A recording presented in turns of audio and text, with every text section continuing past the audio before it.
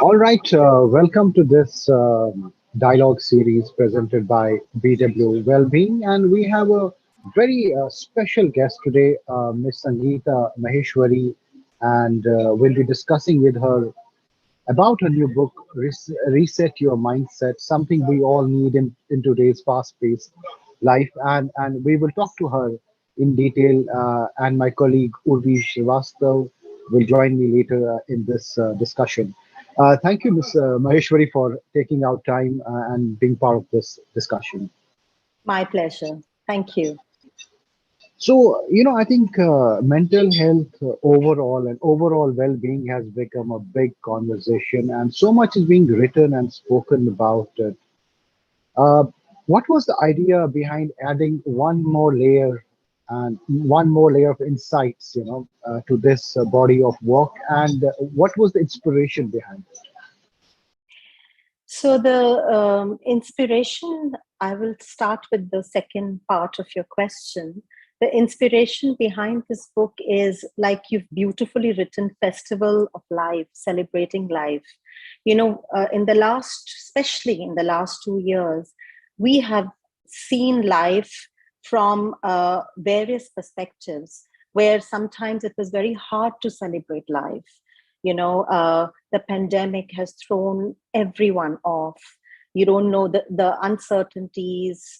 The uncertainties always trigger emotions, and they affect the mental health. Now, while this may seem like a big concept, mental health for a normal person, what does it mean?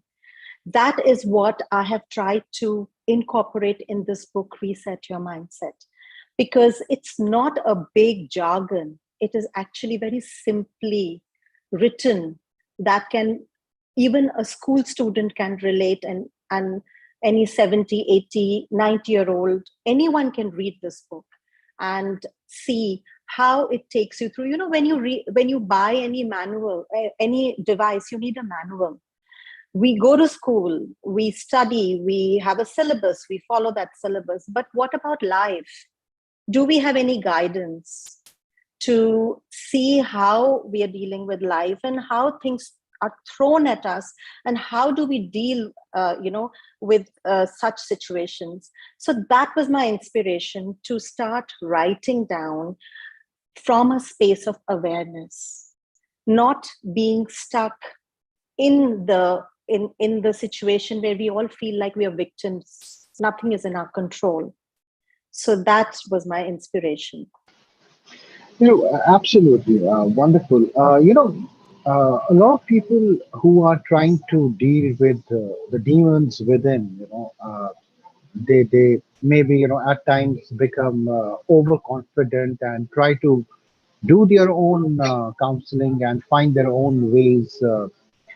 Uh, you're giving a sense of how does a body of work that is written with great research and insight, help someone who's trying to deal with his inner demons, or can they also handle it on their own? Do you think so? See, it's true that when you open the can, you don't know what worms will come out. So this is not an easy path, but it is the only path. So we can shut the can, we can shove it under the carpet till life throws a situation at us, where we are left with no other choice. Or we take it heads on, that, I know that when you go through any transformation, you will have to see certain things that you've not been wanting to see. In our life, we are all conditioned. Certain things are good, certain things are bad. It's all about duality. If you do this, you're a star. If you don't do this, you're a failure. That's how our life, our society functions. Whether it was school, whether it was our relatives, whether it was at home, it was all conditional. So our mind is conditioned. And naturally, we as human beings fear to be called a failure, or fear to falter, or fear to not always have things the way everyone would admire it. And that is the reason why we don't want to go that far. And of course, as a result, we are stuck, and we can't see beyond, we can't see at the end of the tunnel. But it is important. Yes, you will face your demons, but hey, if you don't face your demons, they are there, they are inside us, and they will become bigger and bigger and bigger and manifest into diseases. In today's day and age, it's not just the mental health, it's the physical health, it's all the uh, you know um, health issues that we are. Young kids today, I read it in the paper, a 16-year-old child had a heart attack, died of a heart attack. I mean, this is unheard of. Why is it happening? It's because we are not willing to face our demons. We are scared, we are afraid to be rejected, because we are giving way too much importance to the external world.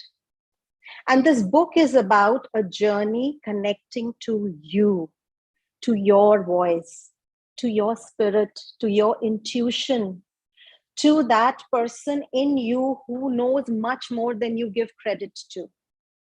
So this book is a balance of how to live and integrate both the worlds, your intuition and your rational mind, both the minds combined together. Use your logic mind, but don't allow the logic mind to use you. Allow the intuition to Right. flow and steer the logic mind to do what is necessary.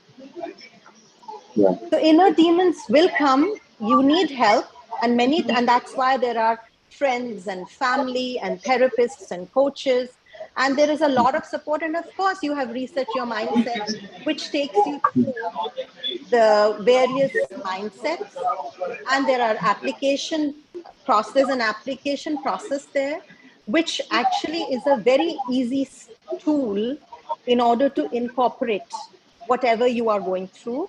And there's an aha moment, which it's very important to listen to what your heart says.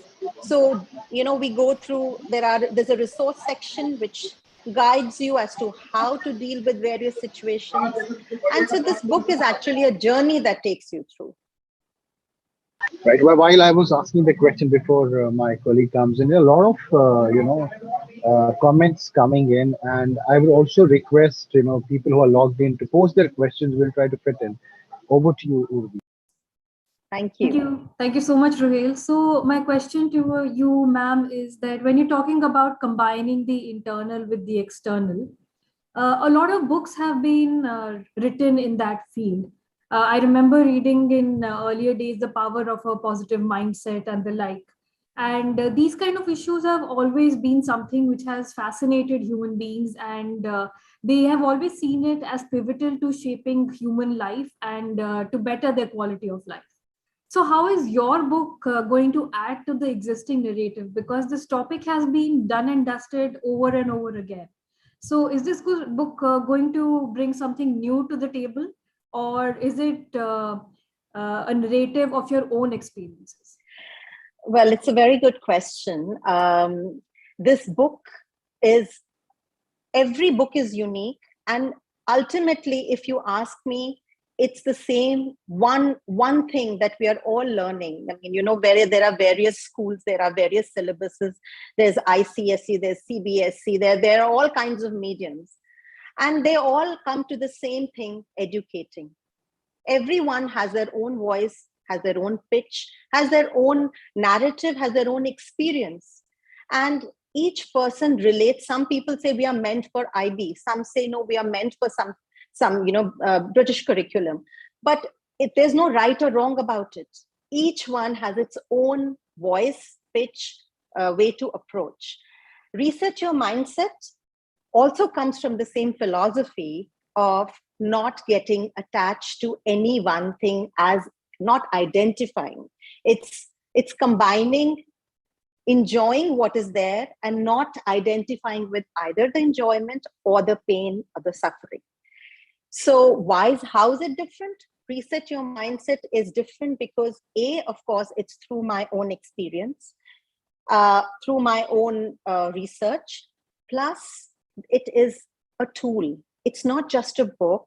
Like I was mentioning earlier, there is an application process. So it is a workbook, it is a course, and it is a journal. It's a very private book for each individual. It is not a general book for one book that serves the whole community, because you actually go through that mindset. You take a step back. There are tools that explains to you how to take that step back, how to incorporate this mindset, which is the program, in you, in wherever you are in that space, and how to practice it. So it's a full-on journey of hand-holding, of journaling, of reflecting, of rewiring. As you mentioned that this book is more like a workbook and it can be tailored and altered to the individual needs. So can you tell us about some intelligible and hands-on tools the book talks about, and not just philosophy? Because when we talk about a positive mindset, it is easier said than done. Most people just say, relax, let it go, and don't panic, but they don't tell you tangible ways to get there. So how is this book addressing that issues? What are some of the core step-by-step principles we have to follow when we work towards a mindset shift?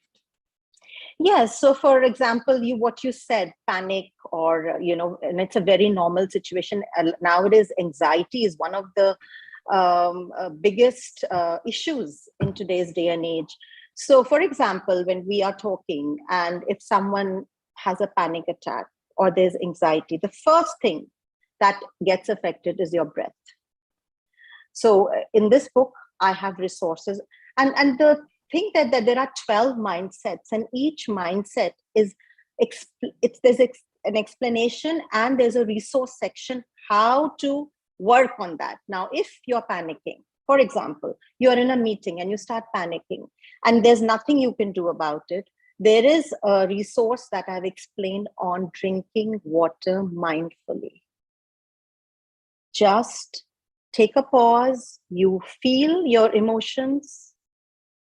You are in the emotions. It is important to step away.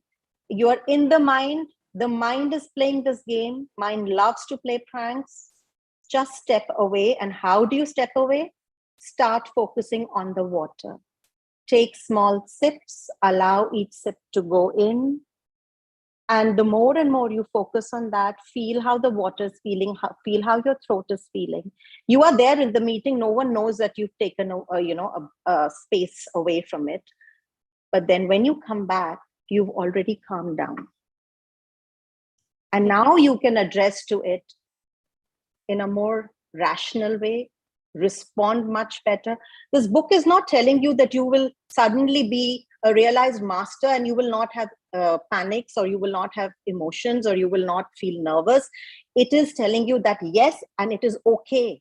It is okay to feel, but it is also okay to work on it, and it is also okay to talk about it. As you mentioned that you have to take a step back and enjoy the moment you're living in, like just relish the glass of water that is in front of you. I think you also give the example of enjoying the cup of tea that we have on a daily basis. It is so important because we have so many distractions now. I think most of us, when we're having our lunch or dinner, we have some sort of streaming platform or any social media open in front of us, which has taken the place of television.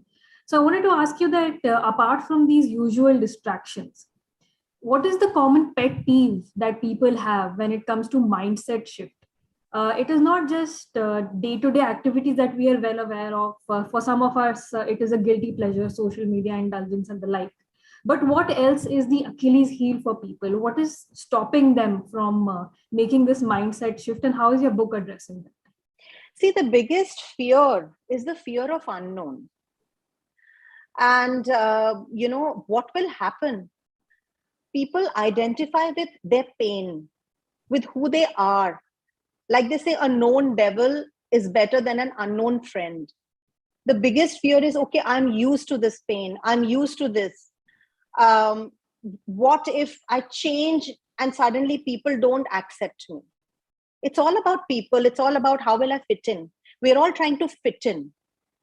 And so you clip your wings, you shut the extra engines that can make you fly.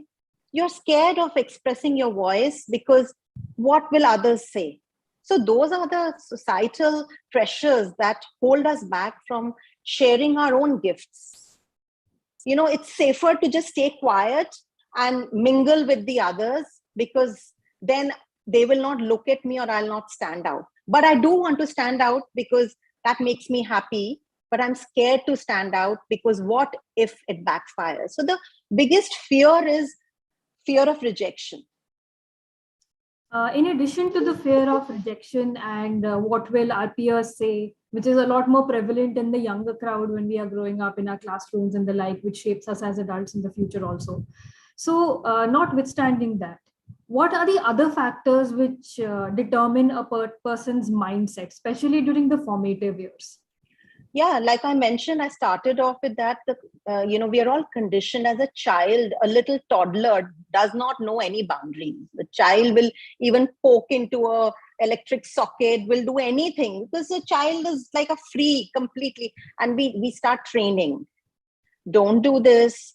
You did this, very good. So we grow up knowing, oh, okay, this gives me stars. This gives me adulation. This, if I get marks, good marks, I'll get a whatever gift. If I behave well, then, so we start growing as an adult. We still have that wiring that if I do this, then I become popular. If I don't do this now as an adult, your situations, your programs, that changes. It's no more now. If I get 9 out of 10, I will get a star. It's different. When, as a mother, I may feel, oh, if I'm not cooked for my children today, I am maybe, a complacent mother. I may think like that because I have maybe grown up that way, that I have to be perfect in whatever role I take. Now, the biggest thing is because we are so hardwired into our conditioning that we don't even realize that we are trying to please others at the cost of our own pleasure. And then that is what creates a divide in relationships. Now, relationships is another big thing nowadays. People are suffering because communication breaks. And why does communication break? Because we're not even aware of how we are functioning, which program is making us suddenly go forward. And because we are pushing beyond our own and not fulfilling our own selves, we collapse. So communications also break. So, the same thing at a primary level, if it is not dealt with properly, it explodes into, as adults, it never really, unless you really take a back step and say, okay, you know what, enough. I need to look back. I need to take a step back. And I need to see where all are there blockages or obstacles, or I could do better, or my relationship could get better. So it's also the fear of letting go. I think we tend to underestimate the amount of impact our external factors have on our mental health and shaping the kind of people we are. So before I invite my colleague back in, I have a question directed towards you individually. So what was the moment of epiphany for you? Or should I say, what were your triggers that fueled your own mental transformation journey, and how have they shaped the writing of this book for you?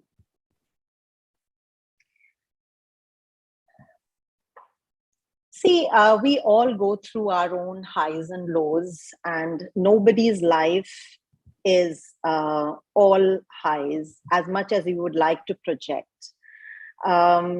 I too had my share of real rock bottom lows, which when you go through it, it is very hard for you to talk about it because grief takes over, emotions take over, and of course, judgments take over. And, the whole journey of what triggered for me to look back is, years later, something else happens in your life, which suddenly reminds you of unresolved issues. Because at that point in time, when setbacks happen, you're just so consumed in the grief and judgments that, oh, you know what, you couldn't even do this right. Or what did you do wrong in your life that this happened? And I'm fortunate that, again, 20 years later, I was in a situation where I went through the fear of loss so big that my whole body got consumed in pain. And I knew that something had to be done. It was no more a situation of hiding my demons. I was tired. I had to drop the mask and I had to face it head on.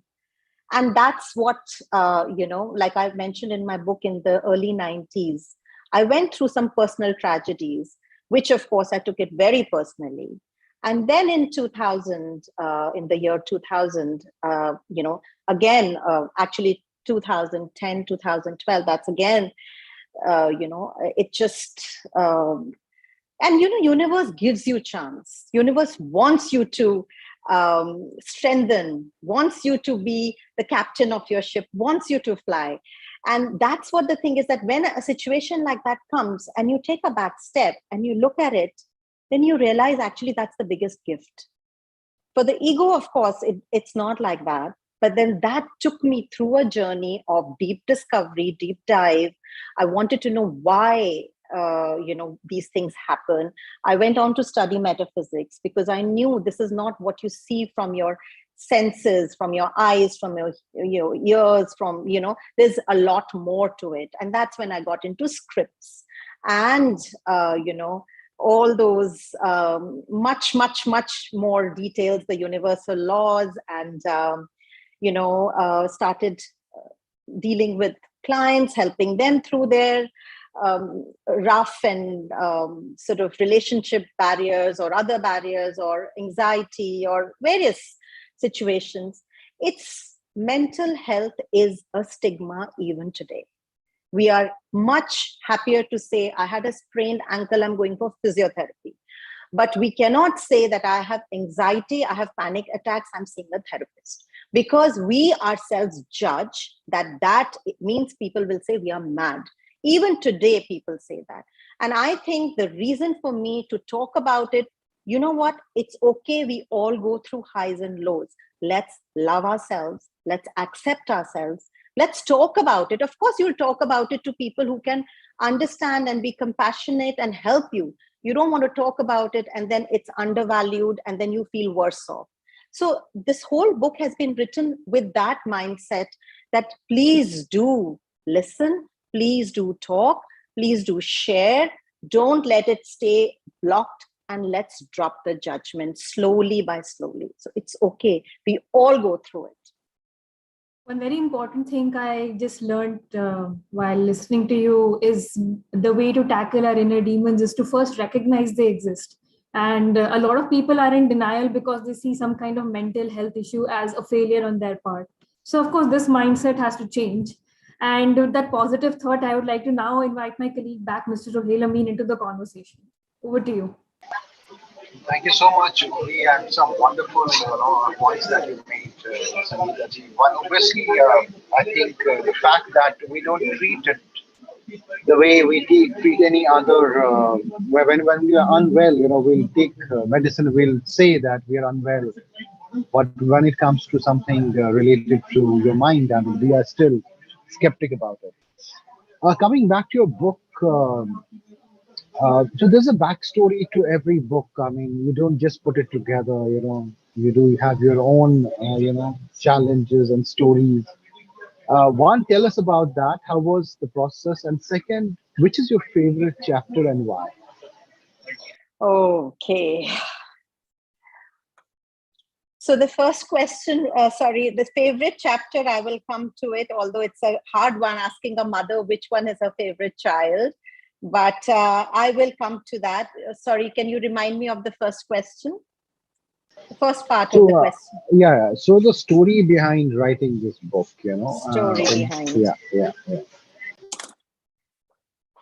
This entire period, I mean, this is something I wanted to share anyway, about how, unless we direct life directs us.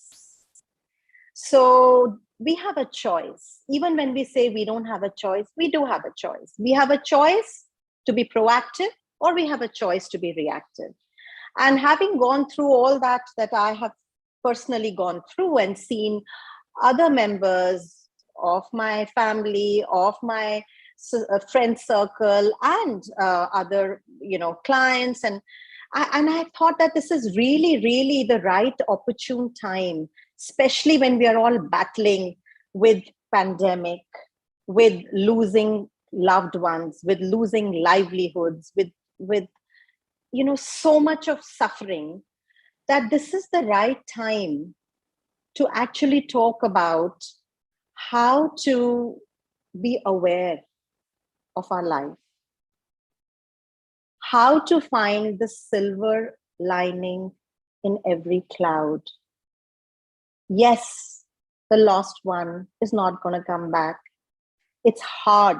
It's very hard to accept that.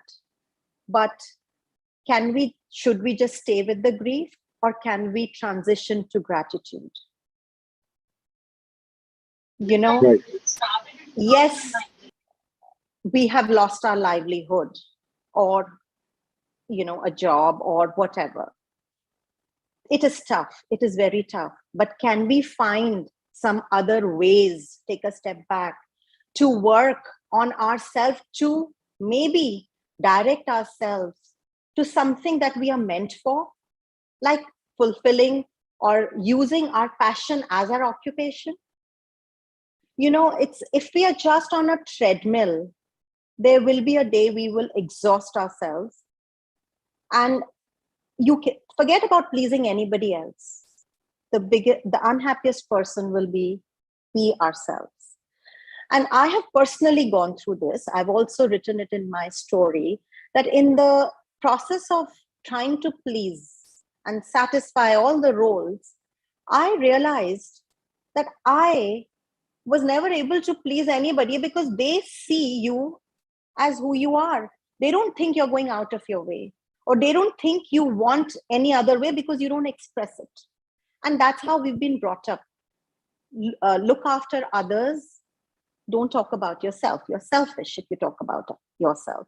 But when we go through this, why do we have these demons coming forward? Why do we have duality? Because something is suppressed, right? If it was not suppressed, there was no demon. If we were living fully, free, expressing ourselves like a child, we wouldn't have had demons. But demons are coming because something in us has been big time suppressed and literally caged, banished. And the reason I am bringing this out now is we are all entering a new world, a new earth, where our whole wiring, our whole way of looking at life, nature has shown us, change your way of living. It doesn't work. Planet Earth is literally saying, change, or, this is just not going to work. So when it is an opportune time, we have to change. We have to upgrade our operating system, which is our mindsets. We are not our mindsets. Mindsets are our programs through which we function. And we cannot change it living in the same place. When I say place, I don't mean the physical place. I mean the mental space as well. If you want a difference, you have to allow yourself to look at what is happening. Are you happy with everything around you?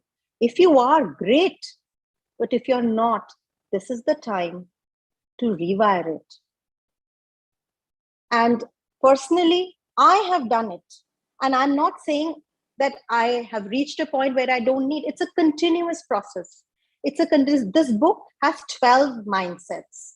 Now, I would say if you chose one mindset for 1 week and worked through it for 1 week, in 12 weeks, which is 3 months, you could actually go through a whole process of the initial rewiring, creating new neuropaths. You could spread it as long as you want. You could say 1 month, one mindset, and take it to a year. It's up to you how much you want to invest.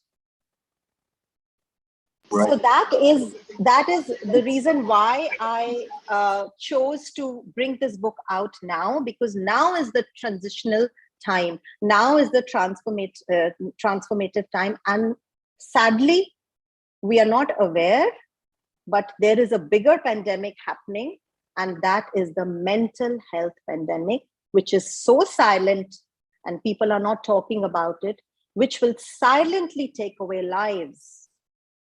And by a virus that we don't know how to deal with, we are all panicking. But the bigger problem is the panic, which beyond those panics is the mental health pandemic. And so it is a very, very important time for us to look back, step back, and take help. Be open to the fact that I could benefit from this help. And my favorite chapter, I would say, while all the chapters have a lot of merit in it and wisdom in it, my personal most challenging chapter was the self-worth one. Because self-worth for me was a one big challenge to work on. Because I grew up always giving, sort of importance to others, be good to others, give a good impression to others. What will people say? I was scared to express my honest opinion. So for me, that was the most challenging one, but also the most liberating one. Wonderful, wonderful. When you talk about resetting your mindset, and then we talk about old habits die hard, this is a little bit of dichotomy of how we have seen things and what society has fed us with. Uh, is there a limit to when you can reset your mind, or this is just stereotype? It's all about willpower. How do you see this?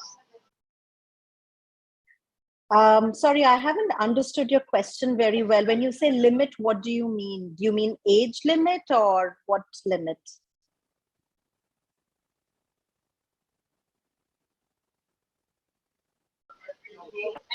Yeah, there's some. Can you hear me now? Yes, you froze in Okay. between. Yeah. Okay, maybe some connection issue. So my point was, on one side, you're talking about resetting, the mindset, and on the other side, we have this concept called old habits die hard. How do we entangle ourselves from that mindset and actually reset? It's true. Old habits do die hard. It's not, it is true. And I'm not going to say, it's a fallacy. It is true. But we can do that by, we all understand the concept of going to a gym, that you keep working on your muscles. You don't, for one day you want to be a weightlifting champion, you're not going to be overnight. You will start with maybe 1 kilo dumbbell, then you'll slowly add, and you'll keep persisting. The same thing you have to do with your wiring. You have to create the neuropaths, create by continuous practice. And that is why I said that you can dedicate 1 week to one mindset, or you can plan 1 month to a mindset. It depends. Some could be more challenging, because not all mindsets for us will be equally challenging. It depends on what our conditioning is, what our pain point is, right? For some people, relationships could be flying high, but sort of me time, that self-reflection time may be challenging. So maybe you need 1 week on one and another 2 weeks on another one. So you have to keep at it. And which is why I say, when you start this journey, The Right. first most important thing is to have an Right. Right. open mind. Is to Right. have an open mind. The Right. second most important thing is to know why you want to reset. Right. Right. And Sorry, the third, Dr. Batra just joined me, so he wants to ask the question. So I'm just, he's just joining us, sitting us. You can sit here. Good evening, Ms. Maheshwari. I'm joining late for various reasons, but I'm happy I've read your book. Congratulations on your second book. And thank you. first of all, I was lucky to be part of the first book, and I'm happy to be part of the second book. And hopefully, we'll do a physical launch when you're back in India. We know that you're right now doing it from Dubai. Uh, Tell me, what has taken it to reset your mindset? The first book was very spiritual. It was very cathartic. It was your personal journey, personal connection with somebody who helped you evolve spiritually and helped in life. The second book, Reset Your Mindset, is more like a success guide. It is more like a toolkit for being able to navigate and achieve your goal and become the best version. So, how have you reset your mindset from that first book, which was so personal, to the second book, which is, while it is your own evolution, experiences, which has shaped what is the content in the book, but it is a toolkit for success in a larger context. It's a very, very good question and a very relevant question. It is true. When I wrote my first book, I was personally going through a loss. That book helped me transition from grief to gratitude. I was still in that space of my own world. I was not yet in that space of how to structure it to make it easier into the three-dimensional world. So after having launched Faith and True Love and having written my own personal journey, my own personal experiences, through the book, people who read it, they said they cried through the book because they could relate to their losses. So that is the space I was in at that point in time, where I was honoring my own emotions and I was, dealing with my own loss and finding the abundance, searching for the gratitude and abundance. Having experienced all of that, I feel very grateful. Then after that, I carried on going deeper into metaphysics and other tools after the first book.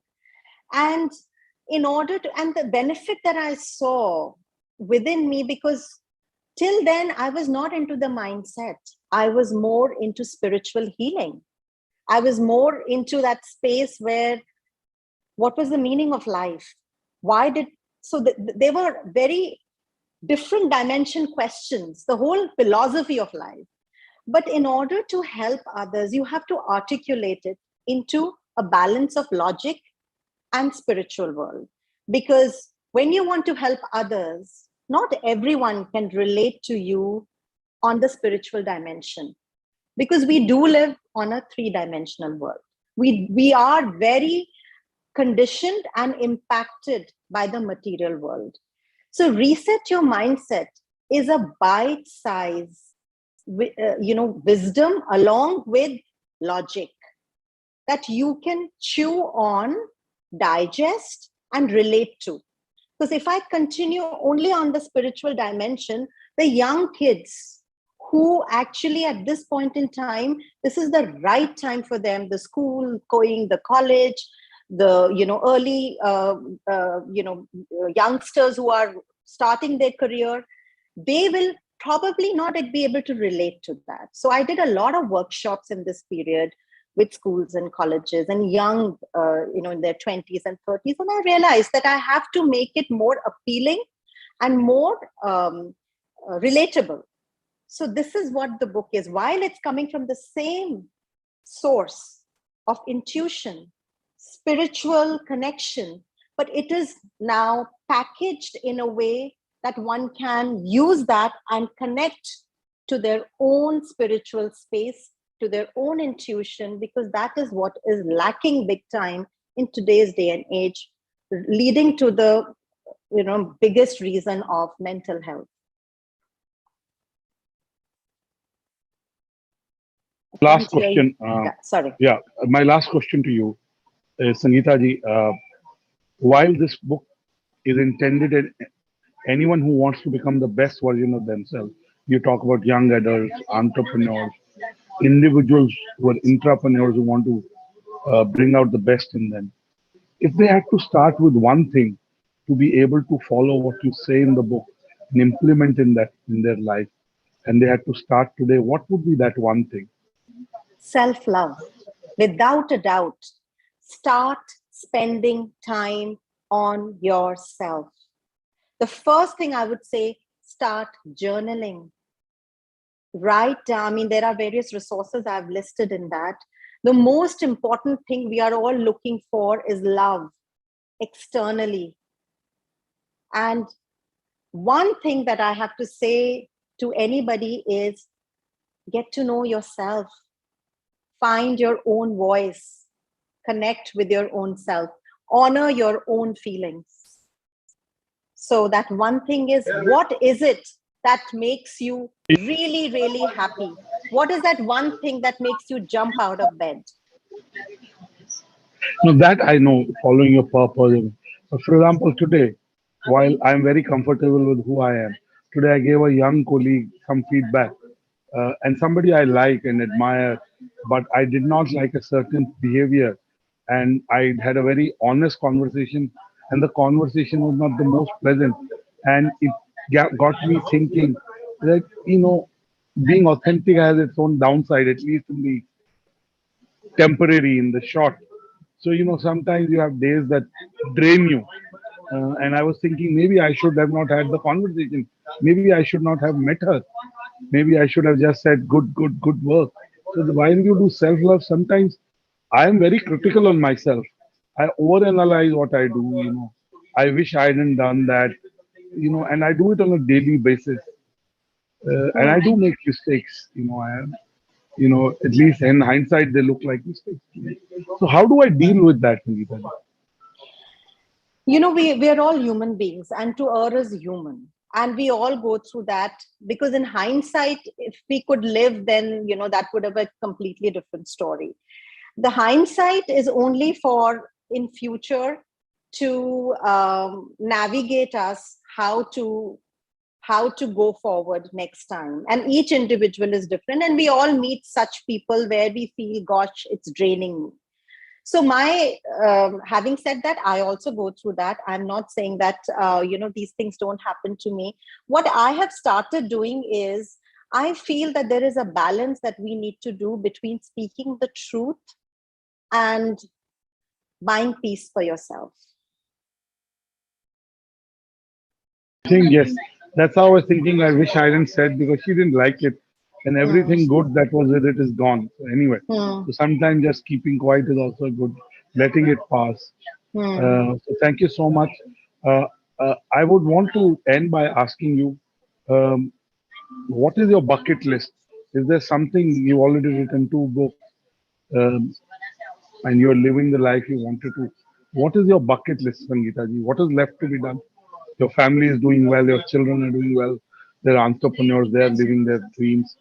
Uh, what is it that is left to be done by you?